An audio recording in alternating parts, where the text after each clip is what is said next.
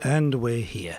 This is vk3sl test missions on 160 and on UHF. Another afternoon session, and pleased to be back to do what we usually do. It's just now become the endless cycle. So yeah, we bunker down and play radio, I suppose. That's one way of looking at it. Anyhow, welcome folks, and we will find some modulated sound material to grace the airwaves. Nostalgia abound. So we went through the 78s, got the jackhammer out, and I've found a recording of Mr. Weems and his orchestra from 1928, and one of his classic songs. It's not me playing the harmonica, rather it is Harmonica Harry. VK3SL.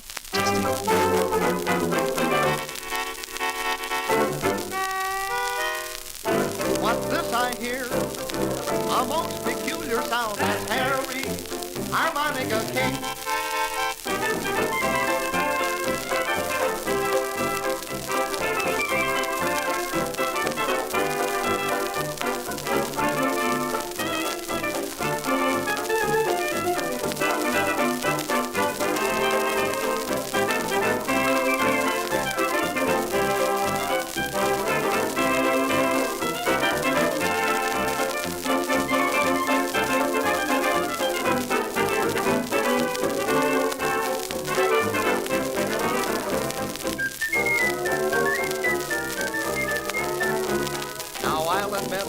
Michelopi made a hit with his melody sweet, but you ain't heard nothing yet. Tell a friend of mine you've met. Versatile, wait till you see. What a style, it's so easy and free. Why, I see him coming now. We'll make him take a bow. Step up and meet Harry, harmonica king. You're gonna like Harry, he plays a mean thing. When he gets hot, what a treat. You simply have to beat your feet like H-A-R-R-Y. He makes the old train blow, he imitates birds. He plays a sweet solo, too pretty for words. At each camp meeting he plays a hymn. At all shindigs he's a shining gem. That's Harry, harmonica king.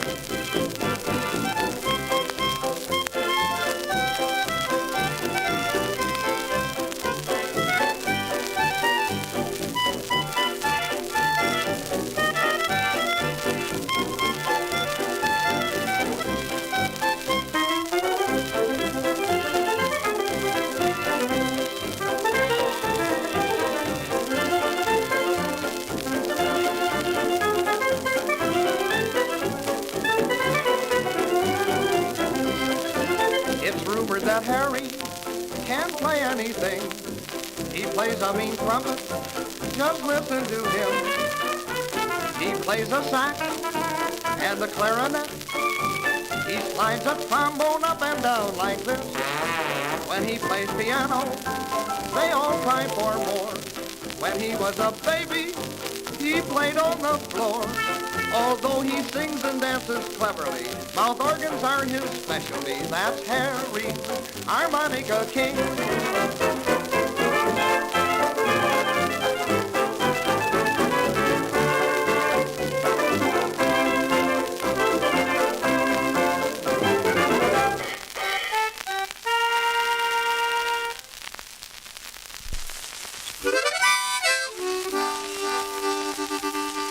There we go, Harry the Harmonica King. That was Ted Weems and the band from 1928-ish.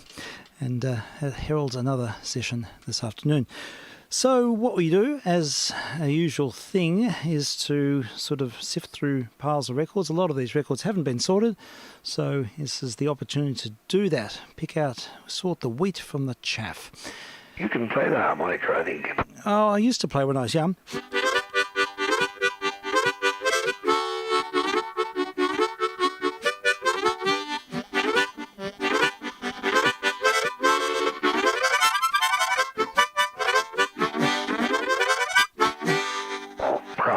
Oh, they're fun to play, little things. Yeah, I used to play them. Yeah, you can sort of... this is only a diatonic one. I used to have a chromatic harmonica, and you could do so much more with a chromatic harmonica. Yeah, Now, if you're skilled enough to. well, you just practice and work things out. But I actually play it backwards because I taught myself as a young kid. I've got the bass end up to the right instead of to the left. Really? So it's sort of like an inverse keyboard.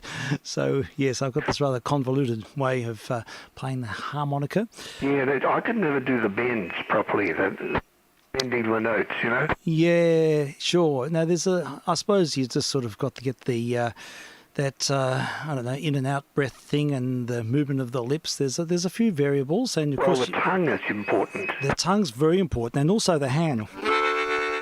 So for vibrato and you so get great on. vibrato, yeah. That's how you do it, like an ushering movement with your hand to create that effect. And you can also do it with the other hand, with one hand sort of acting like a filter, and you get it's almost a wah effect. Yeah, look, that's right. You can, and they sound particularly good when you use one of those crystal mics, and you can get the real sort of edge and all the overtones and stuff. You really need that top end, don't you? You do. It needs to sort of splay.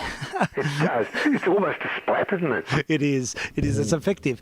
So anyhow, I'll practice up some harmonica pieces because we've got to keep the non-masses non-entertained. Oh, yes. With, I don't know what, but Kate's furiously practicing. She's going to have an offering for Friday, she said. Oh, wonderful. So we're going to try and make it a Friday thing.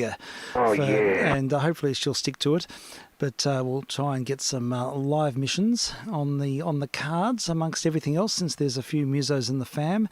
So we'll see what happens. But no, it's actually a good opportunity to practice and to find a pseudo performance. Yeah, very good. This is VK3JR in contact with VK3sl. Yeah, afternoon session. This is what we do every day, and at this point in time, and filling up a gap. And there's also a streaming service on YouTube. It's a live stream and can be found by just typing in my call sign VK3sl and on YouTube, and you'll find a dedicated space. So there we go. That's what's happening. And I'll see if there's anyone on the YouTube. Yeah, we do have a viewer, a solitary viewer. So hello to the viewer. And and we hopefully, I'm looking forward to see if we can twist Mr. Newbeck's arm, see if we can get him in. Yeah, and, it would be nice to catch up with him. It's been ages. What, is he okay? I think so. Yeah. He's moved into to Cranbourne now. So is he? Yeah, he owns a house and he's settling in. So he's making all of his big leaps into the main something or other. I don't know. How far away is that from the city? Cranbourne, I don't know, 20 kilometres out. Oh, it's pretty easy for UHF, VHF. Should be good. I think my path to Cranbourne will be quite good from here. So we'll see how that goes. That's on the cards. And, of course, there's a good hamfest at Cranbourne. And now he's got the complete catastrophe, as they say. Yes, indeed. That's right. Yes. So, anyhow, the Cranbourne Fest, which is not happening this year or possibly next year, and but never mind. We can all imagine we're at the Cranbourne Festival standing outside in the cold. We don't have to stand outside in the cold anymore, because that was always a really windswept winter fest, the Cranbourne Fest. So at least now we can just imagine we're buying all those AR-88s and nice things. Yep. So, I should put up all the videos of the... It's going to be a massive amount of stock. Yeah, that's would right. think. Yes, indeed. And Dave, you're saying? I should put up all the videos of the ham fests.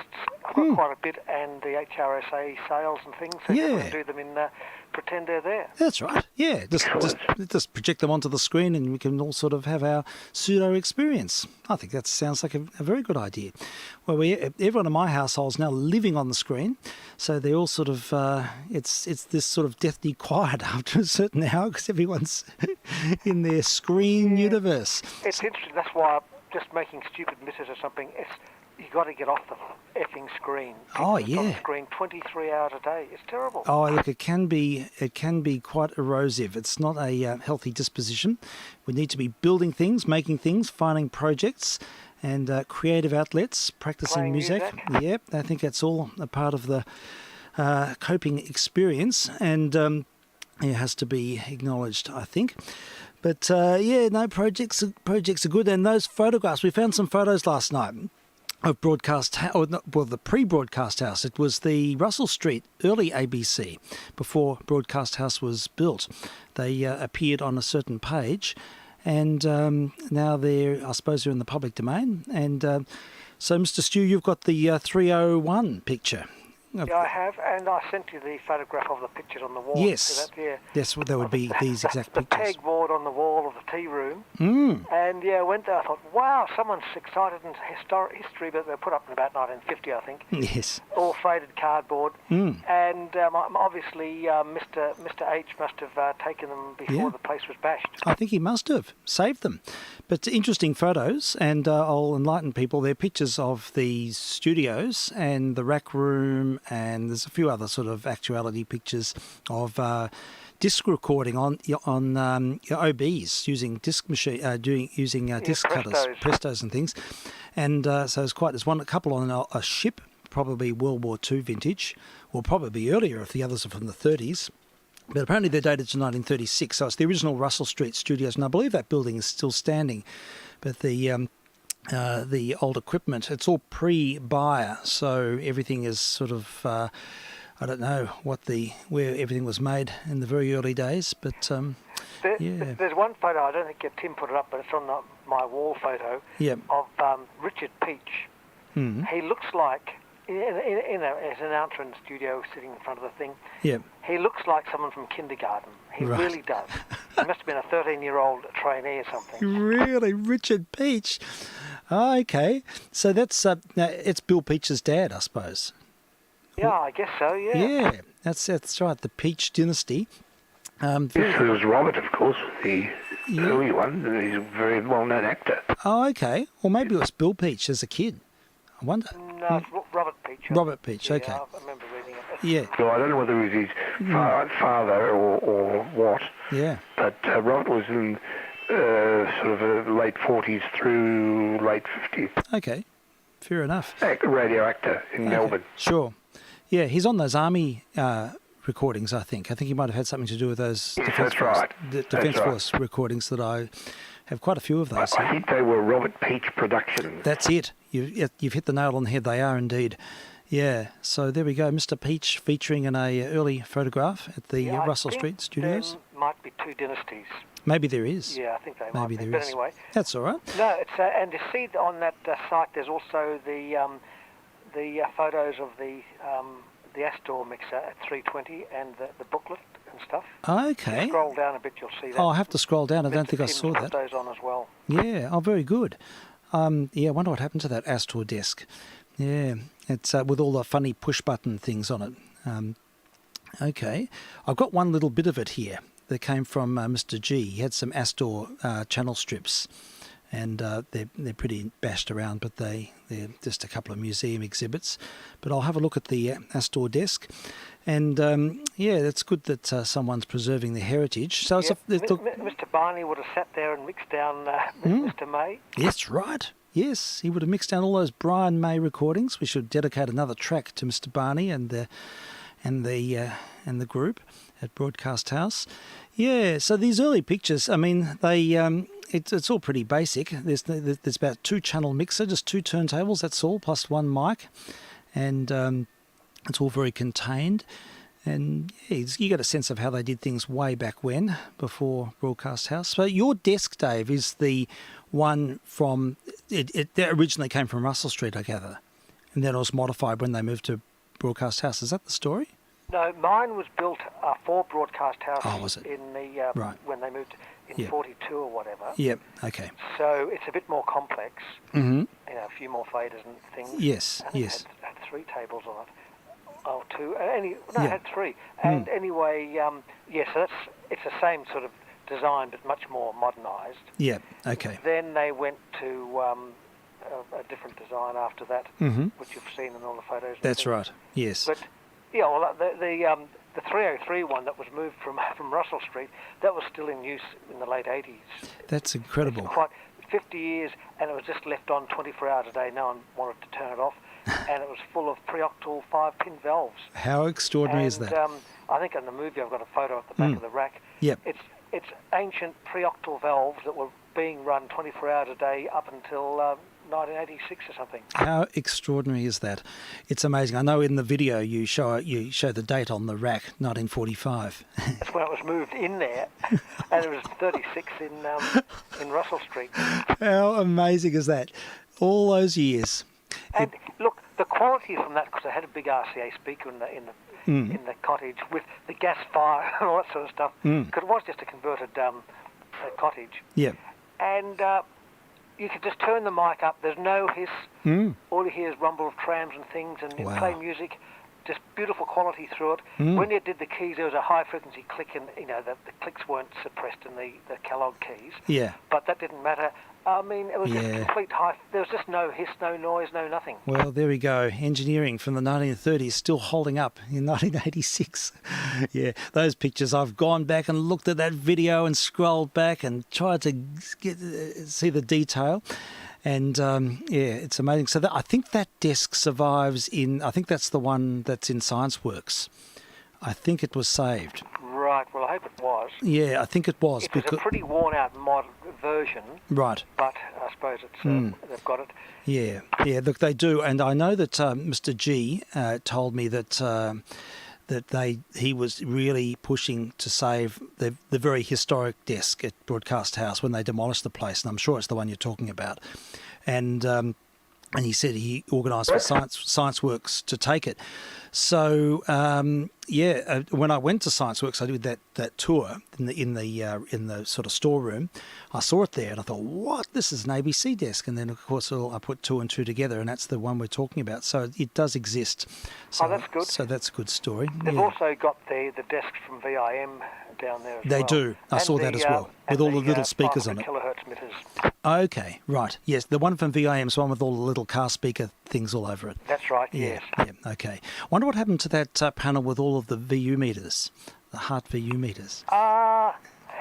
It went, I think some people, not me, Yeah. but someone who is now living out of town got it. Okay. And they're pretty bashed, but they've been sitting there bashing at the ends for 70 years or something. They're pretty stuffed meters. In the video, the ballistics looked like they were pretty loose. I could see the needles sort of hammering against, and they'd probably been doing that for generations. Amazing. Yes. That's right. And that little alcove there. Yeah. Little soundproof alcove. Yeah. And the meters and the timepiece, they'd all jump up and down at the same time. Yes, I bet they did. Sight to behold.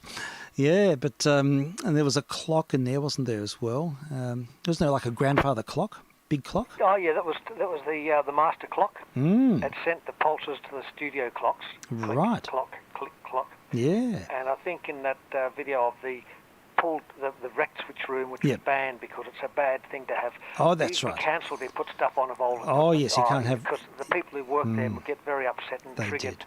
their They did. emotions. That's right. But anyway, there's a photograph of that clock, and they had a big bank, 50-volt bank of telephone exchange batteries, Yep. and those old rectifiers about 10 feet high with big meters and Yes, stuff that's right. to keep them charged. All that was just wrecked. And sitting on the desk was a couple of gel cells connected together in series with clip leads, and a BWD, like a school badly regulated power supply, running it to run the clock. To run the clock. So it still had 50 volts. So it's that crazy. So all of that redundancy. It's intergenerational changes, I suppose. But that's quite an interesting video, the one of the wrecked switch room, and I know it has upset certain people, but it's worth seeing. It's the end of an era, and it's the last sort of thing standing. Well, it's probably still there. It's probably all been just. It's probably underneath. It's probably just sitting there underneath, full of rubble and water and concrete. But the old switch room. So the one at Russell Street, and maybe that's still there too. That was an interesting switch room in that photo.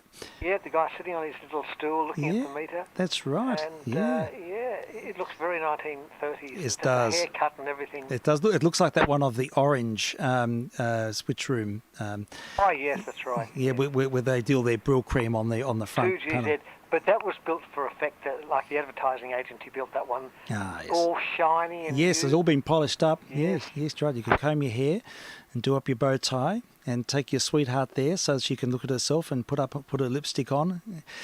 Yeah, it's that's a great photo. So these are all old photographs. A lot of them can be seen on, the one about orange can be seen on Mr. Stew's Crossband Radio site. I should refer to where these are. And the other one is there's a Radio History Facebook page, which is where the other stuff's all hosted. And I suppose you've got to.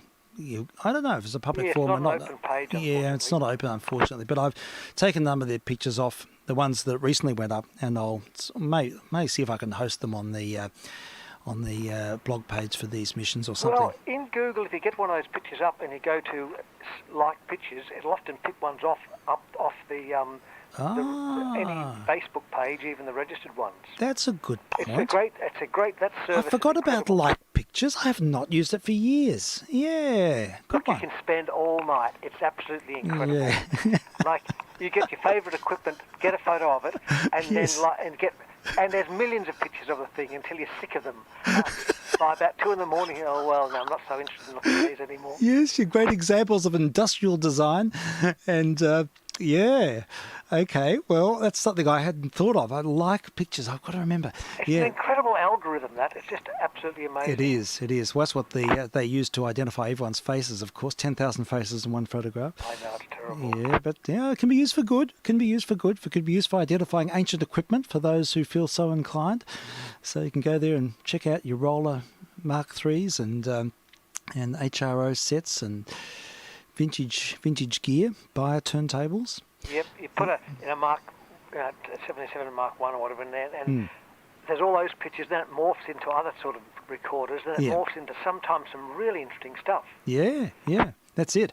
Well, that's right. There's a lot of sort of stuff that has similar characteristics, and and then you find yourself on a new journey. And then 7 hours later, you realise that you haven't moved out of the chair, and you're sort of becoming ossified. This is the danger. Well, eventually we'll just be one brain stuck into the power system. The singularity. That's right. Yeah. Sounds like something out of The Shadow. Yeah, that's right. Yes, The Shadow. The Matrix. Oh, yes, and The Matrix, yeah. Yeah, we're all just stuck in the Matrix. Yeah, The Matrix. I have to watch The Matrix again. There's a couple of Matrixes, aren't there? That was a good film. I like The Matrix. Yeah, years ago. Oh, well, that's some good themes there. So, yes, old photos. They're all abundant. They're out there, and just do use the Google like function, and then you can probably find it all anyhow without having to go to the official site. I want to see the picture of the Astor desk. It'd be good to see that. Yeah, I remember the Astor desk. We went in there when the first day tour of the place, and we went in, and they opened the room. They were recording Mr. April. Yep. And Barney was at his desk, and he said, and the guy, the training guy said, look, just be very quiet. He said, this is Barney's doing a special job here. Oh, right. Mixing, and he said, whatever you do, don't stand between the speaker and the operator, because you'll wreck the sound, and he'll do a bad mixture, cause phase shift or something. So we kept away from that. I think there was JBLs at the time. Okay. We kept away. We didn't stand in front of them. Don't breathe. Don't look. Yeah, just okay. Yeah. So is Mr. B still around? I can't imagine he would be. I haven't heard his. Haven't heard of him. No. He wasn't young then. Ah, yes. That was a while ago now. When you think about it, Broadcast House was pulled down in 1996 or something. So it's a while ago, isn't it? It was. It was featured in that Channel 9 movie for a while. Okay. There was some like a police or spy movie. Okay. And it was filmed in Broadcast House. Oh, and really? And the stairs and the toilets. And really? Yeah, it was it's quite remarkable. I forget what it was called, but it was some little crime scene. Okay. And that was their main officers or whatever. And, very good. Yeah. Okay, there we go. There's another bit of incidental information about Broadcast House. Well, it's a point of fascination. They kept the mule, didn't they? The mule still exists in the new one. Yeah. They should have kept the place, because it's sort of classic Art Deco architecture, and it had a real sort of that symphony hall look, that sort of Art Deco, everything, heralding the new era. But it was meant to be a temporary building. Is that right? Yeah. Really? Gosh. And it was built during the war, actually. So they had some fun still to do that. Yeah. And then they never moved out until they went to South Bank. Yeah, okay. Oh, that's amazing. So it's interesting, those sort of things. But look, that page, I'd add stuff, but I'm not going to go there till a certain person croaks or something. Yeah, because sure. he basically tried to he wasn't cancel my site. Yeah, I know. There put was in a trigger thing. I know. Because I had stuff that would make people upset. I just couldn't. Well, it was only a picture of the switch room being wrecked. That's right. He thought it was disrespectful to the history of Broadcast House. I mean, it seemed completely incongruous to me, but never mind. Horses for courses. People sentimentalise venues, and they make edifices, and but I think things have to be seen in all of their expressions. Yeah. It's interesting that site hasn't linked to the Broadcast House is being bashed by a bulldozer. No. Maybe that would be just too much. That would be too much. But that's a great one, with the steps being lifted up. Yes. And the historic cottage. Yes. And the chimney and everything's still there. Yep. And the bulldozer goes up. Yep. Goes clunk, clunk, clunk, clunk, clunk, and gives it a poke. Yep. And it all just falls down. Just collapses. 100 years of history, it's all smashed. All gone, all smashed up. It's very poignant, that moment. In fact, it was there's something, I think you were meant to be there. It's interesting. We're, doing some boring court case. Yeah. And I was waiting for the person to come out. I thought, this is, I've got to get a shot of this. But I didn't want to, miss what I. You didn't want to miss the moment. But I did actually get it. And, yeah, right.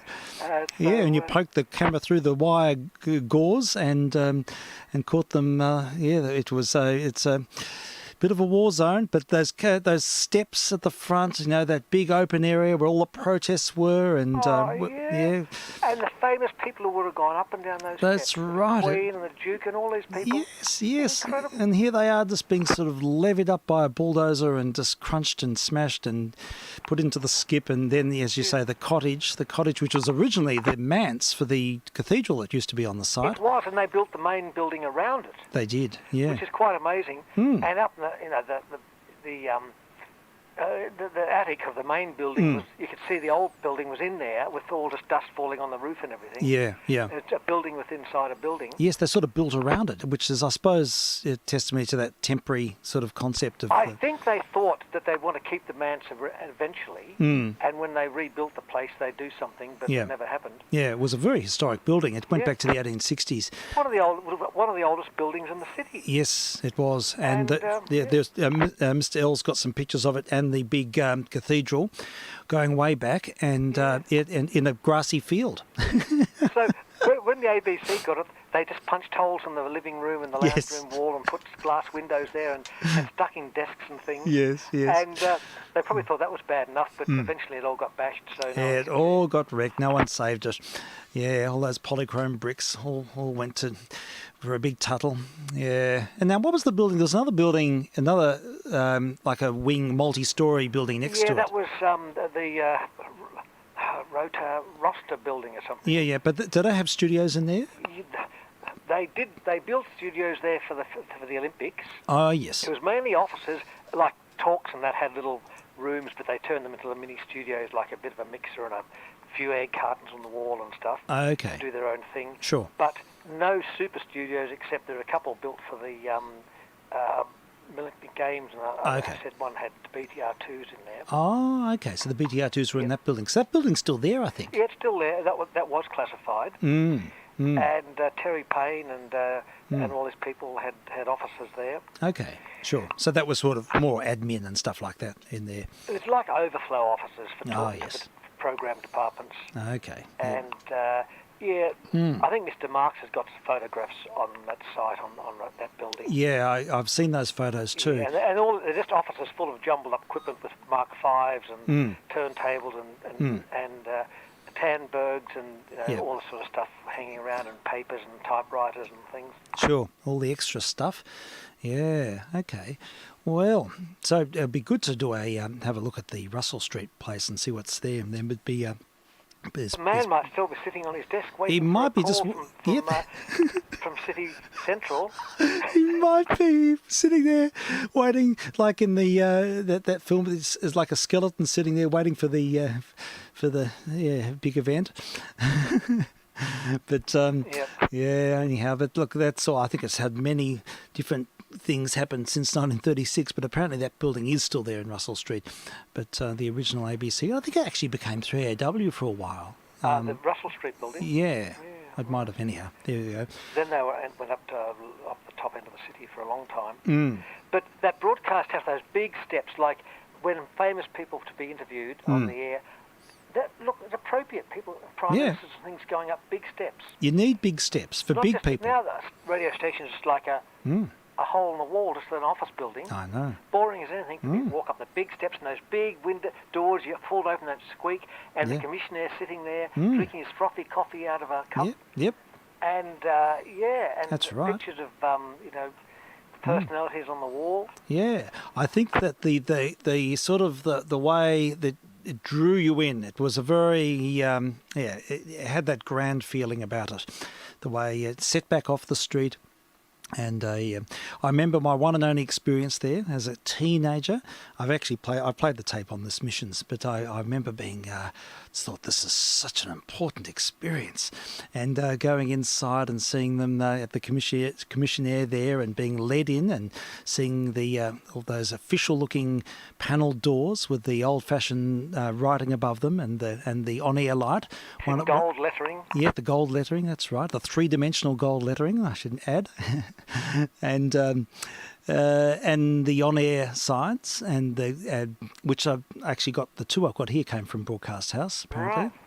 So there we go. What studio was that? Well, I think they were from the store. I think Mr. G had. What performance? What studio did you? I did that. It was in the chapel. It was in the big one. Oh, the big one. Oh, Yeah. But I did a thing on the Could Have Been Champions, would you believe?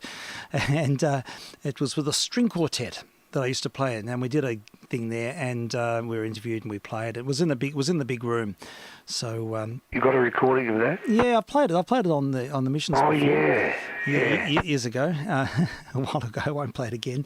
All right. And I had a very squeaky voice, and but it was it was an experience. And I remember seeing the big desk and all of the equipment there, seeing the big I think the JBL speakers at that stage. Yeah, do they have the Astor desk then? I think it did. But I was too young to really know what was your what. performance and voice went out over big power missions. It did. It was a network too, like most of Australia would have heard it. Yes, for a paltry 2 minutes. No, it was about half hour program. So you've got megawatts of power going out. Drovers in Queensland sitting in a campfire would have heard that because it's the only station you could hear. They didn't want to hear it. But and people driving up the Gun Barrel Highway would have listened to it. I'm sure they People all on boats changed. out and the reef would have heard it. Yeah, I'm sure they would have all changed stations, Dave. They wouldn't have. It was so out of character for that program. It was just someone associated with our orchestra. It was a youth orchestra I used to play with, and someone associated with it knew the Mr. Champion or something, or whoever Mr. Could Have Been was, and arranged for us to come in and do a thing special, sort of profiling youth and all of that. And I also did a full concert, which was at in Waverley Road in the cinema. Oh yes, yep. Yeah, so that was also an experience. I remember they had the big RCAs in there, I think, but that was a good, interesting experience just on the floor, and that was with a full orchestra. That was with a large group. But as before, we did one of our overseas tours. We did a concert there, so that was a memorable experience. Yeah, big broadcasting experience. Yeah, it doesn't seem that long ago to me. fame. It could have been. I mean, Yeah, probably for Frank, it doesn't seem that very long ago either. no, That's right. no, well, they sort of Still went. going. Yeah, well, this was early. This would have been in the mid '80s or something, early '80s, something like that. Yeah, no, it wouldn't have been mid. I was still at school. Yeah, anyhow, but there we go, some memories, and it's nice to contemplate those pictures, and we'll see if there are any more turn up. Yeah, all right. Well, what have we got on the tables here? I really haven't thought much about this, but I never do, so it's always a mixed bag. Here we go. Page Kavanagh Trio. Does it ring a bell, Frank? Yes, it does. Okay. This is one of these Program World Service transcription records. I don't know anything about this group at all, but I did have a tiny micro sample, and a couple of the tracks did sound okay. So, shall we give one a whirl? Yeah. Okay. Well, it's a standard, and it's probably very sort of 50s-ized and everything, but it's I Can't Give You Anything But Love, and it's a fast foxtrot with vocal by the trio themselves. So let's give it a go. I will just wind up the Bayer, clutch in, and we right. Yes. All right. vk3sl testing. I can't give you anything but love, baby. That's the only thing I've plenty of, baby. Dream a while, scheme a while, you're sure to find happiness. And I guess all those things you've always found. Oh gee, I'd like to see you looking swell, baby. Diamond bracelets, Woolworth doesn't sell, baby. Till that lucky day, you know darn well, baby. I can't give you anything but love.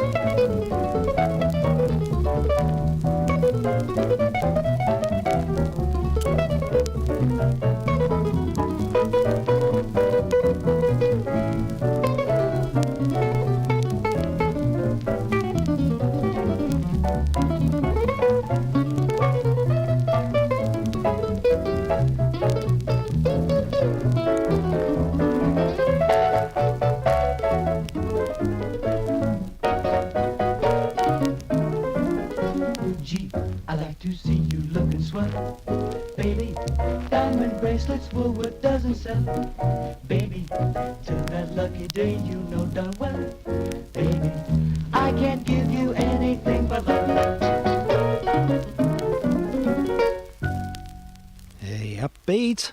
They were good. They're all right. Yeah, very sort of, commercials, 50s sound. Oh, I quite like the accompaniment. It's very bright, very nice. Yes, absolutely. Very good indeed. So, yeah, Page Kavanagh Trio. I haven't even looked them up, but they, signature I don't know sounds. anything about them. I think they were 50s. Yeah, sort of the era, isn't it? Mid-50s, 53, 54, thereabouts. And they're a mixed bag, these discs.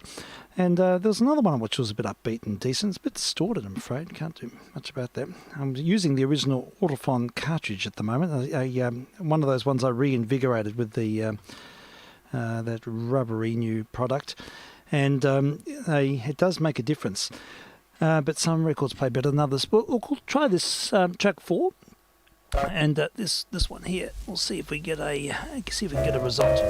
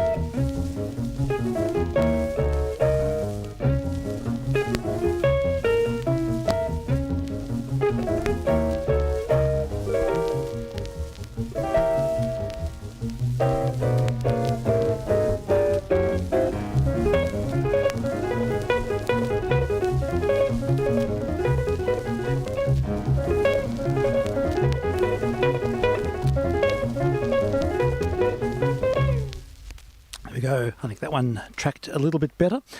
Nothing like a $2 coin and some blue tack to just add a little bit of extra weight to the cartridge. Makes a big difference.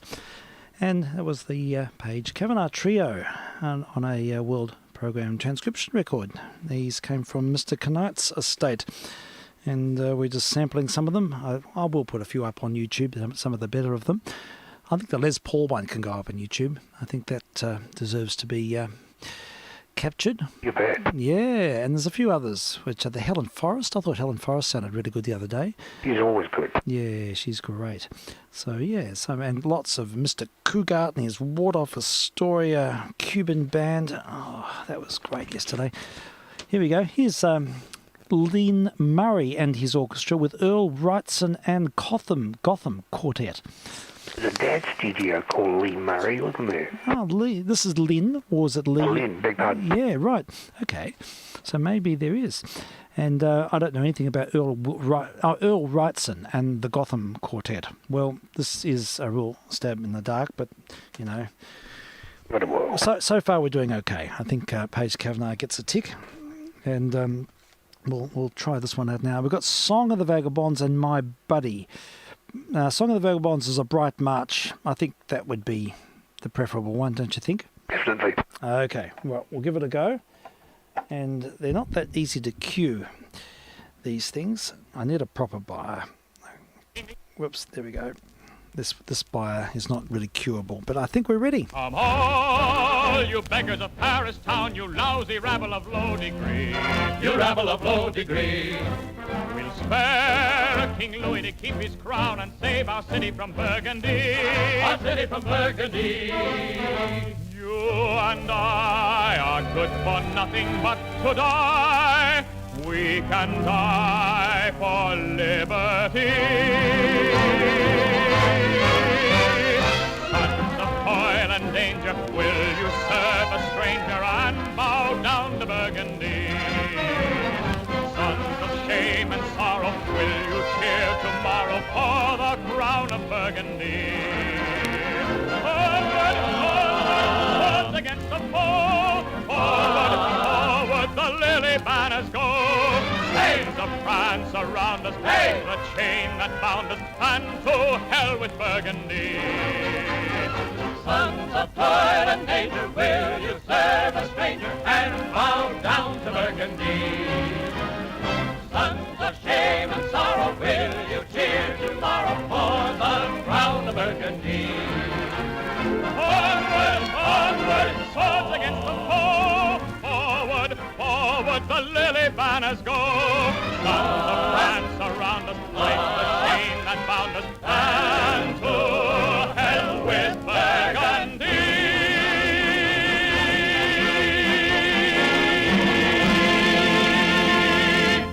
There we go, Strike Up the Band. That was a, I don't know, that doesn't get the tick, I'm sorry. That one will have to go to the keeper. Is that from an operetta? I think it might be. In fact, it reminds me of that ABC program. No, it wasn't Strike Up the Band. It was the one where they played all the musicals, and it was sort of light and it was all about musicals and stage productions and stuff. It was an afternoon program. I can't remember. Yeah, no, I can't either. Yeah, it was not really my thing, but anyhow, I quite liked it. I know it's not liked it? sophisticated, but I quite liked it. Oh, good one. Oh, Thought it was all right too, to be honest. Oh, okay, I'm out on the limb here. Oh. No, you're right. You Oh, probably just oh. scared. No, Yeah, look, I mean, there are people listening that don't exactly have your taste. of course there are. Absolutely right, there are, and that's fine. And really, Well, we'll make you program manager as well. with a bit of attitude here and there. No, that's fine, and you don't have to be sophisticated to enjoy Lynn Murray and his orchestra. But I wonder what the other one's like. There's more. I'll just pick out another one of these. Here we go. Orton and Rarig. They're the guys who do the novelty instrumental stuff. I think we've played a fair few of those, and we'll see what else is here. Jim Little and his orchestra. Not Little Jimmy, not the Aboriginal fellow. No, probably I not. don't think so, no. No, these are sort of all overseas releases. He was Jimmy Little. Yeah. Oh, yeah, this one. This has got a pretty upbeat version, would you believe, of the country song Oh Susanna. Oh, yeah. Yeah, Is that a Stephen Foster song? I think it is. It is. It's good. And it's sort of quite a bright, upbeat, interesting version. So, 19th century. yeah, definitely. So let's have a look at track C. So we're just going A, B, C, needle drop, and A, and nudge. And I think we're there. Let's give it a go.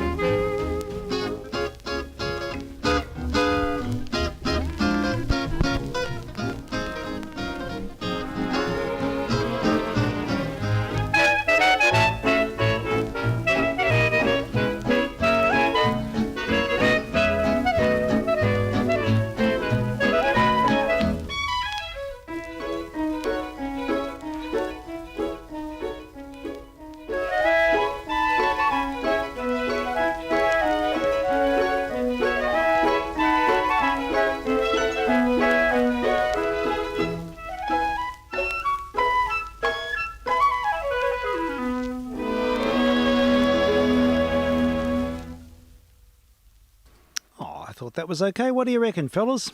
Well, it was held your interest by keeping on changing the key unexpectedly. Yeah. And Pretty good. I reckon it's a different vibe. It's not the sort of knee-slapping "Oh, Susanna" you usually associate with the village fair. It's something with a little bit of ambience and swing and sway. There we go. I quite like these discs because you just don't know what you're going to find next. And I haven't played them for years or ever. Yeah, I don't think they've ever been played. Probably not. But I don't know where Mr. Knight got them from. But anyhow, they're here now, and we'll sample them while we've got them. And there's a whole lot of Cinelab stuff, and there's even some ABC 16-inch acetates, but they're not live. They're just dubbings off musicals and stuff like that. So there's no good announcements. Did you have a bit of wow on that? Yeah, it could be the turntable. And I noticed you're playing some transcriptions a couple of days ago or last week or something, whole series, but they were very good, but they did have wow. Yeah, it's interesting. It could be slippage on this because the rubbers are sort of, I might need to check it. It's either that or I do notice that a number of these transcription records are slightly pressed off centre. And it sounded more like either pressed off centre or they've got a big hole and you're trying to work out where to put it. Yeah, I know exactly that problem. It happens all too often. I think it's some of them are not pressed properly, and they're sort of expediently pressed, and they're not quite true. So yeah, I think that's hear it. Yeah, you can hear the wow. Yeah. You can play a 16-inch on the 10-inch turntables perfectly okay. Yeah, you can. You just got to have a big tone arm. That's all. But only got the small tone arms on them. No, I've got big tone arms on. I could. Yeah. I could. Yep, I could try one. Let's try now. Let's have another one of these Auton and Rarig discs. I think there's enough room here. It's a 33, isn't it? Because they're a standard stylus, so they should play. They'll probably sound really good. Let's give it a try.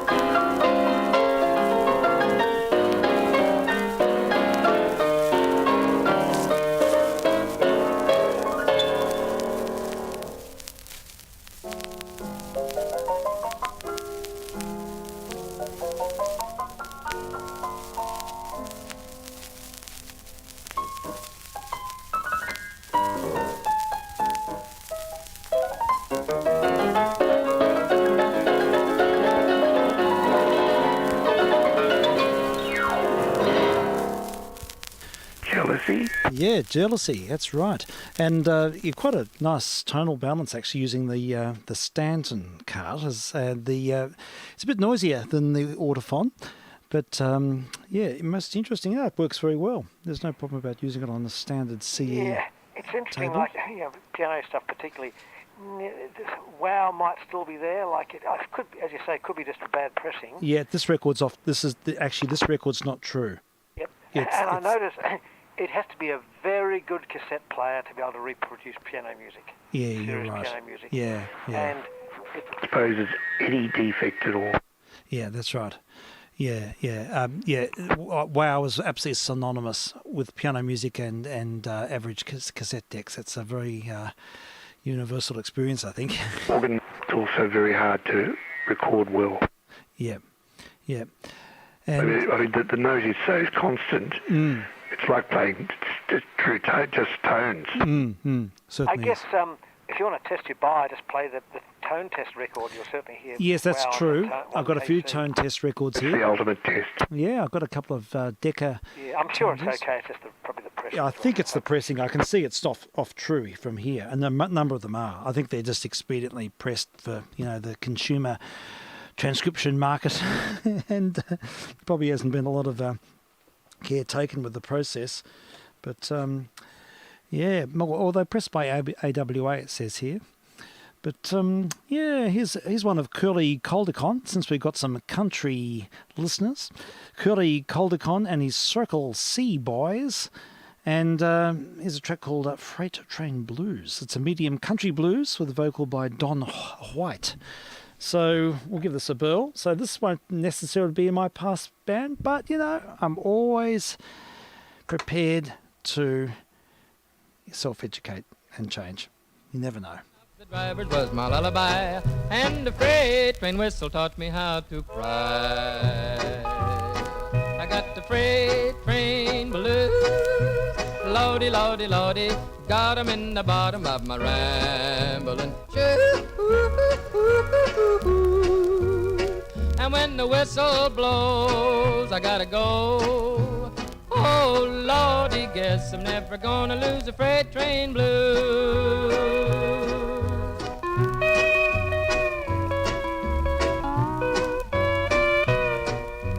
Daddy was a fireman and my mammy dear was the only daughter of an engineer. My sweetie is a brakeman and it ain't no joke. It's a shame the way she keeps a good man broke.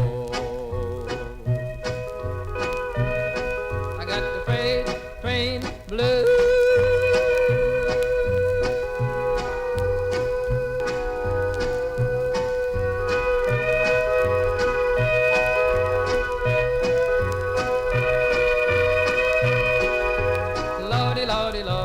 Got 'em in the bottom of my rambling shoe.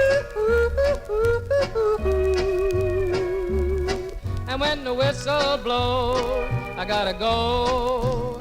Oh, Lordy, guess I'm never gonna lose the freight train blues. Ali-ole, ole, ali-ole. There you go, Curly Caldecon and his Circle C Boys. Does it get a tick? Hawaiian guitars there. Yep. It gets the Hawaiian stamp. And Not really even my kind of country. okay, he's got a definitive yodel. Yes, he's got the yodel's authentic. Yeah, he certainly does. He's got that sort of fold back effect. Yeah. That sort of harmonic when he changes register. I'm sure there's a word for it. Yeah, the yodel kick. It would Yeah, have been very popular on 3CS back in the 50s. I'm sure it was. Still might be. Yeah, that's right. I'm sure there are lots of people out there who feel this has made their day. This is the stuff that they've been wanting to hear from this non-station for some time, and suddenly it's all happening. So the Curly Calderton ticks the box. Used to be hillbilly music. Yeah, I suppose it is, really, isn't it? Well, it was a mainstay of country music stations in Australia, in 50s, 40s and 50s, hillbilly music. Yeah. Yep. I remember really early in the morning when the stations all opened up, they'd closed for the night. They had first hour. They'd sometimes play hillbilly music. Okay. Well, And Smokey Dawson and all those types of people. Sure. well, that was at 2RG. you started at opened at 6 or something. You'd started at 5:30 with a test program, just run an album through, Yep. and just traditionally it was always country music, singing cattles or something like that. Okay. Like you just never put anything else on. Just always played. And I think that was at least the country music fans could listen, if they got up early enough milking the cow, they could hear all their stuff, uninterrupted by announcements, just going through the next track. Just parading on. Yeah, that's right. Yeah. It was just like they're doing a test. Yeah. The ABC used Marshall music. Yeah, that's right. Oh, it's all very official. Makes everyone stand to attention. I heard one day I happened to be, I couldn't sleep because I'd had asthma, and I put it on about 5:30 on 3AW. I think it was 3AW, and I heard somebody doing a test run. I didn't know it was a test run. It was all these different tones, and I think it might have been Tony. Oh. The AML. Okay. Right. Very good. Yeah. Well, there we have it.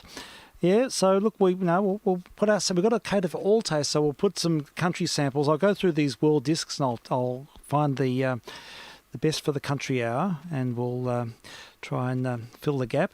Yeah, I've actually got the meter bridge here from Hadley Studios in Tamworth, where these were the meters that were used for Redback on the Toilet Seat and all of those songs. Really? Think of all the country music would have gone through Yeah, there? would all gone through that meter bridge. It's sitting up behind me. Yep. When he broke up his studio and sold all the bits, I've got a small box of a few faders and the meter bridge and a couple of other things which I've sort of integrated here. But so we've got a bit of country heritage here. So those meters I've heard. Yeah. A few. Slim Dusty and everything. That's right. Now, 2TM was very popular in the 60s, 70s. Yeah. There's country music capitals, Tamworth, as you know, and they were on a clear channel, and they came through, covered most of Australia very well. They had listeners all the way up to Queensland and everywhere. And now Mr. Al, of course, his secondary station, has got 4KZ on 5:30. Yes. 5:31 and 8:20. I think he's got 4 AM, which is just he's loaded up one of the guys of the main antenna on 820 or something, and it's just continuous country music. Oh, very good. Oh, wow. He's got it worked out, doesn't he? He knows his demograph, and he's been doing it for a very long time. That's right. Yeah, he knows how to please. Oh, good for him. Loading up the radio, that sounds like a very efficient way to do things. The program source is one of those media players with a USB stick stuck in it. Oh, you disappoint. He's not even going using it. through a couple of traffic light limbs and off to the mitters. And that's all it is. Got to play country music while you worry, Yes. Oh, so diminutive. Just to think you could have a booth with all the Art Deco trimmings and never mind. I just realised the one of the CE tables here also came from that Tamworth studio. So yes, there's a bit of country heritage. That's interesting about Mr. Al. Well, we can change tack now. I've got this pile of Polish 45s I picked up in an AWP shop, and I've been playing. Earlier on. I played quite a few of them, and there's one track here that's just jumped out. It's a sort of Russian version of Dark Eyes, Black Eyes, and that's the only thing in English on the label. But I think we'll change tack and have a listen to this. It's on a 45. It's pretty scratched up, so we'll see what happens. Maybe it'll present okay. Let's have a listen to Black Eyes.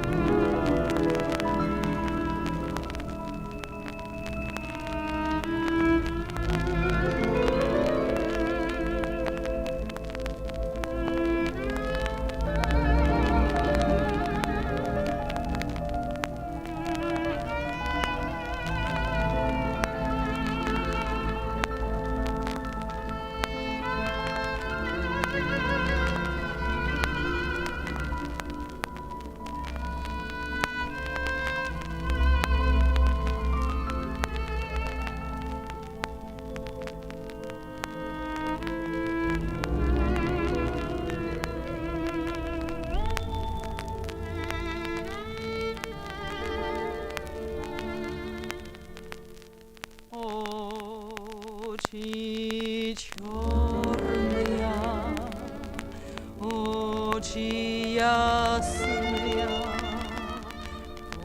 очи жгучие и прекрасные.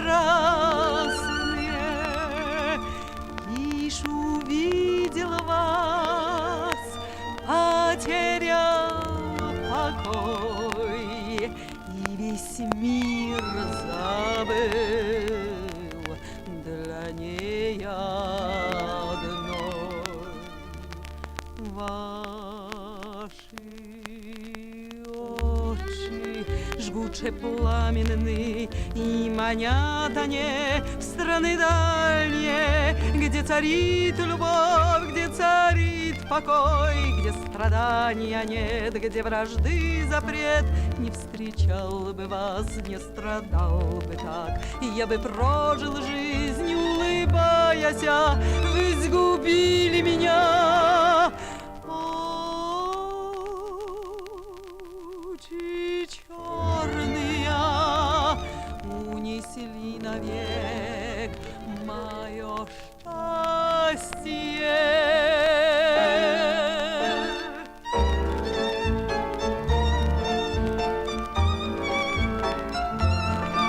Вы сгубили меня. Очи черные унесли навек мое счастье.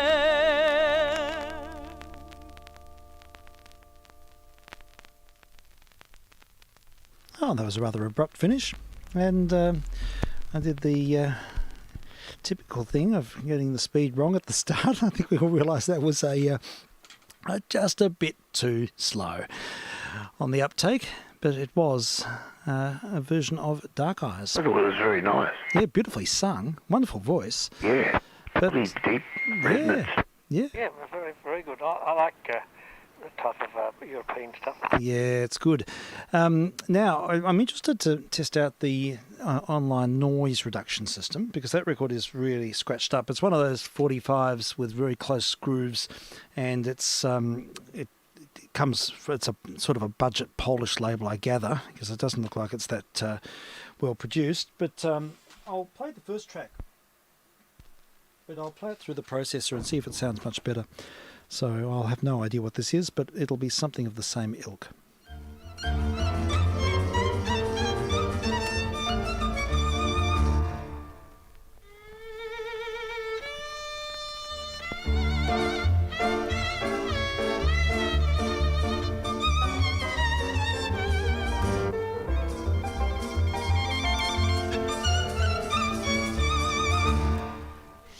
Что-то грустно взять гитару, да спеть песню про любовь,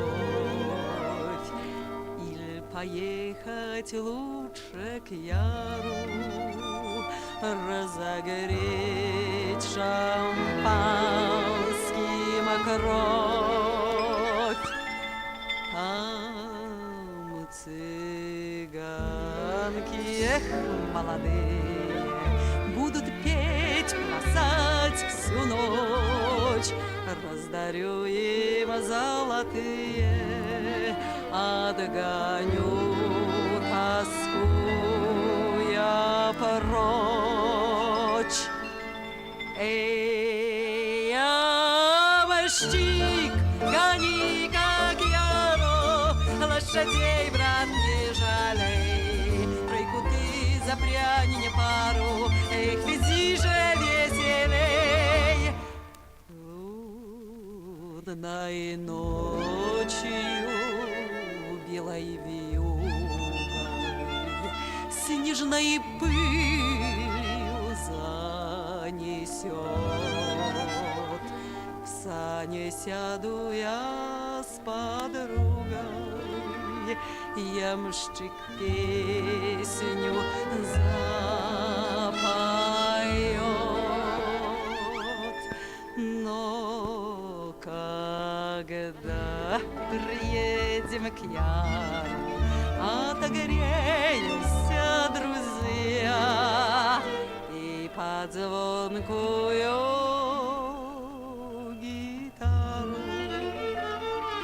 Будем петь мы до утра. Эй, ямщик, гони, как яро, лошадей, брат, не жалей. Тройку ты запряни не пару, эх, веди же веселей. Ла-ла-ла-ла-ла-ла-ла-ла-ла-ла-ла, ла-ла-ла-ла-ла-ла-ла-ла-ла-ла-ла. Эх, вези же веселей.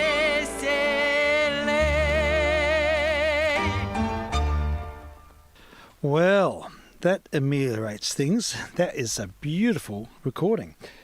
I'm quite struck by her voice. I think she has. She gets the tick, as far as I'm Oh, yeah, concerned. big tick. And doesn't that noise reduction system work well? Because that's a pretty scratched up record. That's as scratched as the other side, and it works very well. Yeah, and it's quite pleasing. You've just got to get the levels right. It's easy to saturate this click repair thing. You've got to work down in the lower third of its spectrum, because I think there's a lot of overtones that get smashed up, and it can distort. So finding the sweet spot's the tricky thing. But Yeah, it sounds okay. it sounds all right. Yeah, Mr. Davis, the maths professor who designed it, he passed away recently, so we don't have it anymore. But I'm pleased I've got a Listening copy. on 160, you don't know whether it's just crackles or crackles on the record. Yes, that's right, exactly. Yeah, anyhow, is 160 holding up okay, or is it still Yeah, it sounds splitting? okay. In fact, I hadn't listened on 160. I turned on and thought there was someone was trying to jam you or something, but I was testing the emitters here on the same frequency, so I had to turn that So off. it was you trying to jam me. On the dummy load. Oh, yes. Yeah, that's all right. Oh, you're welcome to jam me. I don't mind. It's an interesting form of radio presentations. It play a record and everyone just comments on it. Yes. It's, Well, it's something to do. Yeah, exactly. It's not really, there's, as you know, there's no rhyme or reason. I mean, there are different types of missions. I mean, on Friday, I'm looking forward to, wait for it, folks, I'm looking forward to doing a program on, if that's okay with you, Frank, I should check with you, on Anton Webern. Of course, it's okay. Yeah, Yeah. It doesn't matter if it wasn't. I've been listening to a lot of Webern lately. Now, this is music that's going to really... might be a struggle, and it is a struggle for me in some respects. We say a challenge, not a struggle. Yeah, a challenge. Don't put a bad spin on anything. No, you can't put a bad spin. Now, poor old Webern, he was one of the great, he was the part of that second Viennese school, and he wrote all the cereal music, so it's music to listen to while you're having your cereal in the morning. But no, it's all 12-tone stuff, but he used a lot of the phrasing and the orchestral textures of the earlier period, so it's very interesting to sort of see how he embraced some aspects of the earlier traditions, but he found his own musical voice harmonically. And I think it works really well. I remember years ago I just couldn't stand it.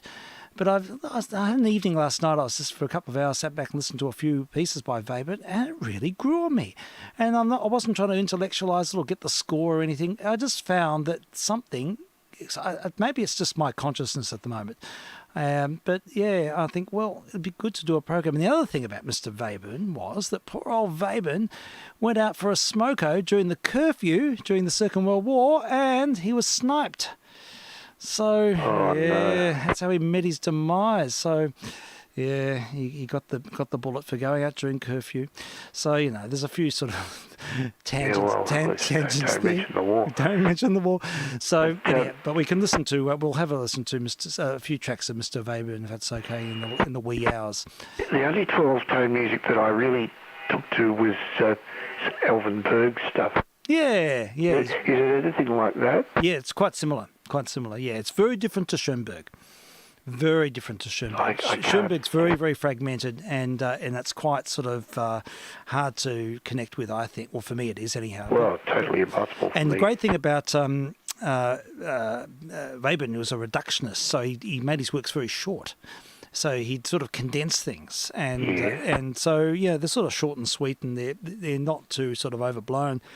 And but their statements, it's a very particular musical vision, and I just sort of see it as a sonic experience, and I just want to sort of challenge my prejudices, and I did enjoy it last night. Maybe I was just in a Weyburn mood. But No. how did I get onto this? We're talking about the fact that, yes, different missions for different occasions. These are just really pulling records off the shelf, in this case, mostly these transcription records of Ralph's, plus a few other things, and just seeing what pops up. So, yeah, it can spawn conversation, and may not. It doesn't really matter.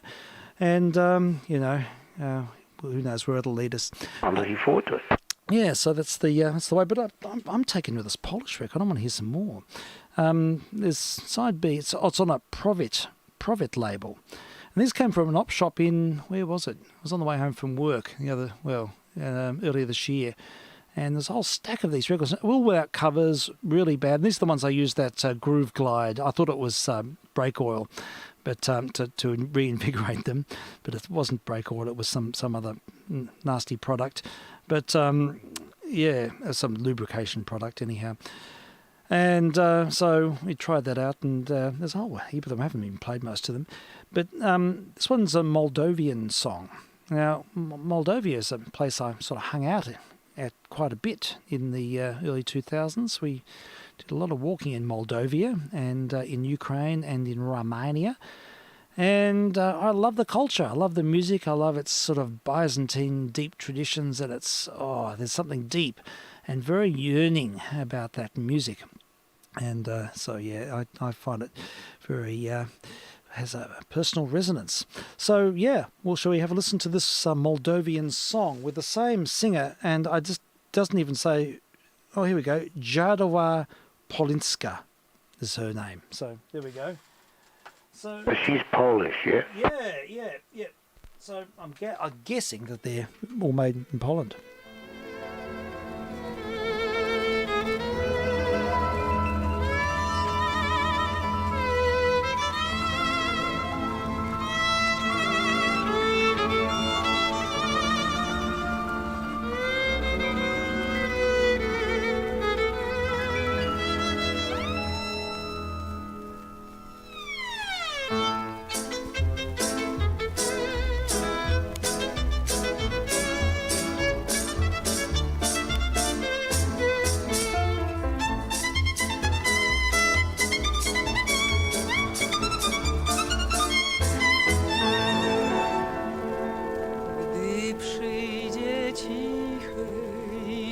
nocy czas, gdy księżyc w niebie lśni, cygański tabor wzywa nas, na strunach skrzypiec smyczek drży.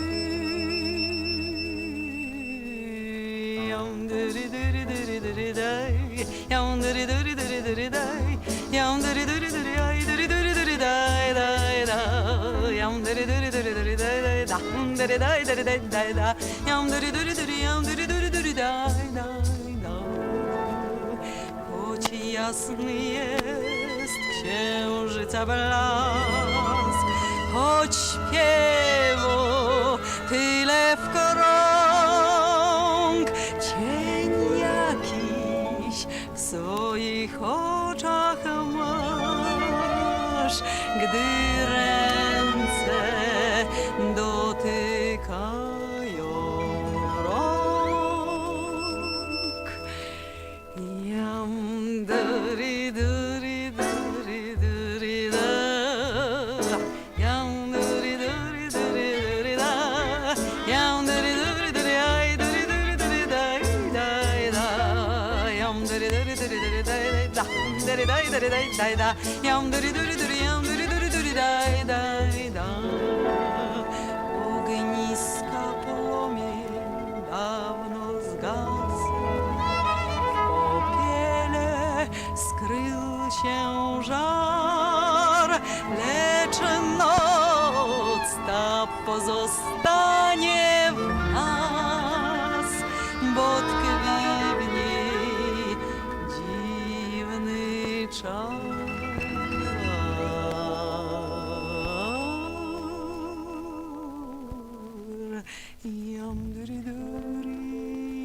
Duri duri da, yam duri duri, duri duri da, yam duri duri duri, ay duri duri duri da, da da, yam duri duri duri duri da da, duri duri duri da da, yam duri duri duri, yam duri duri duri da da da.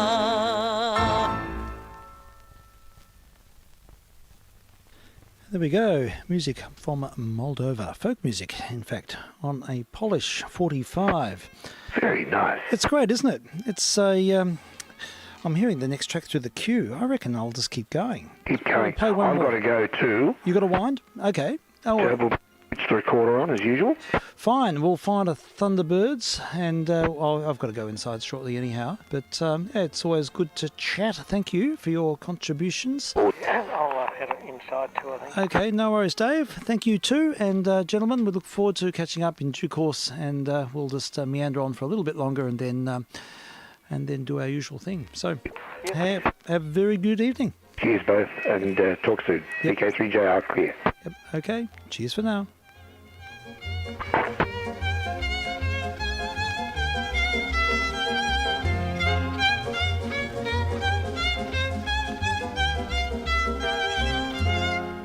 Sama rzeczka łódkę niosła, niosła rzeka łódkę w dół. Zamiast żeby trzymał wiosła, mnie on durny trzymał w pół.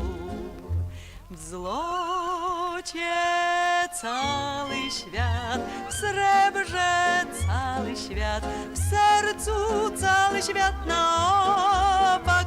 A stąd to tak, że przy mnie miły chłopak. A skąd to tak, że przy mnie miły chłopak. Oj, nieszczęście, strach po prostu rzucił miły, poszedł precz.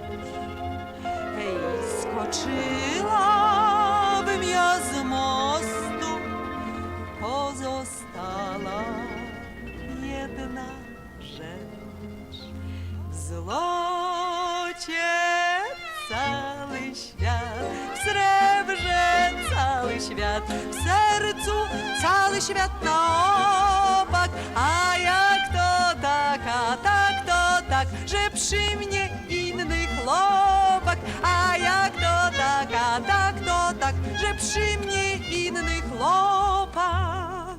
Chociaż w lesie drzew nie malo, ale dąb nad nimi wciąż. Chociaż wielu mnie kochało, ale żaden tak jak mąż. W złocie cały świat, w srebrze cały świat, w sercu cały świat na opak. A czemu to, a temu to, że przy mnie własny chłopak. A czemu to, a temu to, że przy mnie własny chłopak.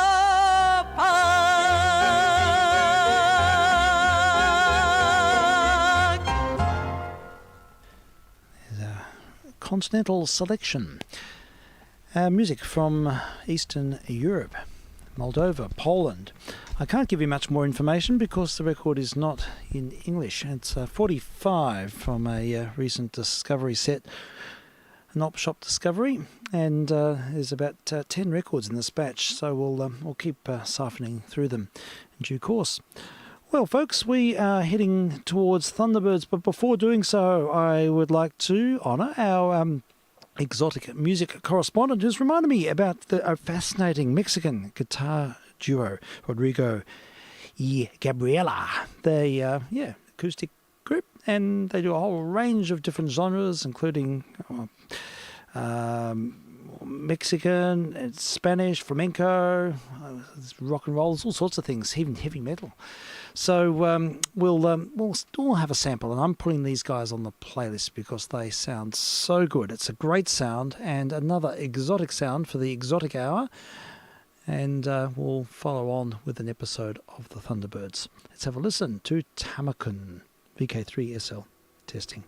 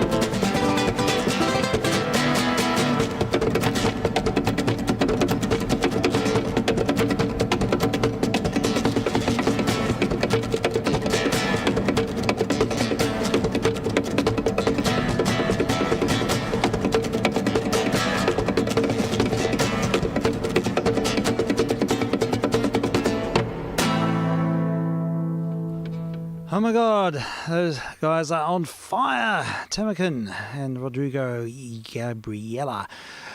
Mexican guitar duo. Well, I'll be looking out for more of their recordings. Fantastic material. And at this point, we'll need to defer to our Thunderbirds episode. I've got to go inside, so we'll turn off the stream. People know who are listening on the stream. I notice there's a few. You are welcome to listen on the secondary streaming service. It's just this one doesn't like the Thunderbirds. Anyhow, I think we all know what that's all about. So let's move forward.